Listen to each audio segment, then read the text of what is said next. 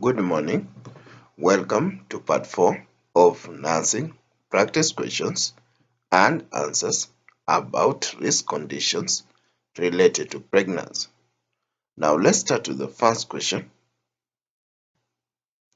A pregnant client reports to a healthcare clinic complaining of loss of appetite, cough, weight loss, and fatigue.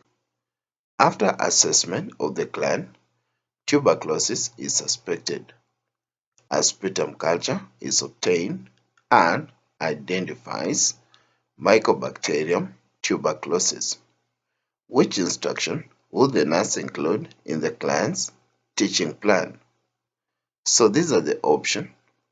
Option A, therapeutic abortion is required. Option B, isoniazid plus rifampin will be required for 9 months. Option C, the client will have to stay at home until treatment is completed. Option D, medication will not be started until after delivery of the fetus. Now for this question, the correct answer is option B. Isoniazid plus rifampin will be required for 9 months. Now let's move to the rationale.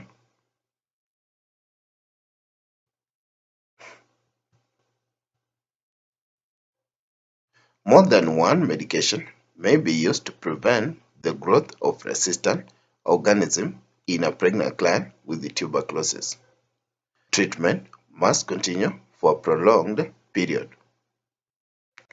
So the preferred treatment for the pregnant client is isoniazid plus rifampin daily for 9 months. Ethambutol is added initially if medication resistance is suspected. Pyridoxine often is administered with isoniazid to prevent fetal neurotoxicity. The client does not need to stay at home during treatment, and therapeutic abortion is not required.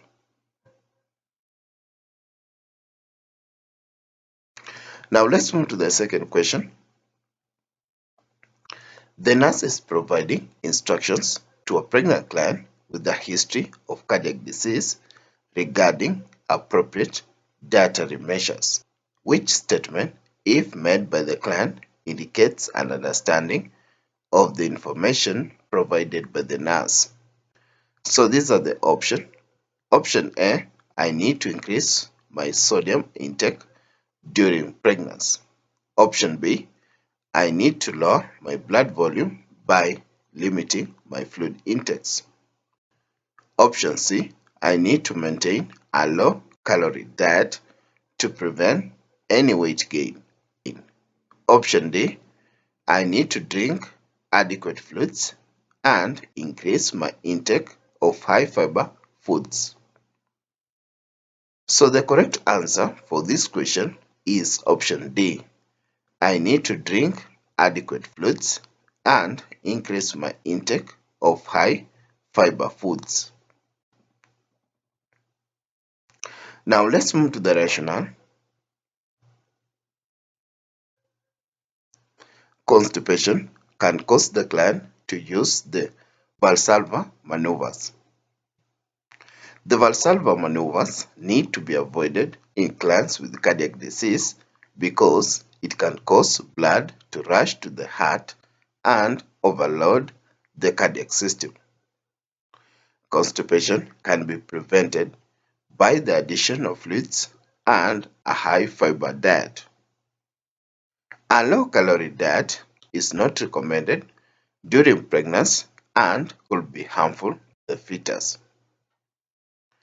Sodium needs to be restricted as prescribed by the primary healthcare provider because excess sodium will cause an overload to the circulating blood volume and contribute to cardiac complications. Finally, diets low in fluid can cause a decrease in blood volume, which could deprive the fetus of nutrients.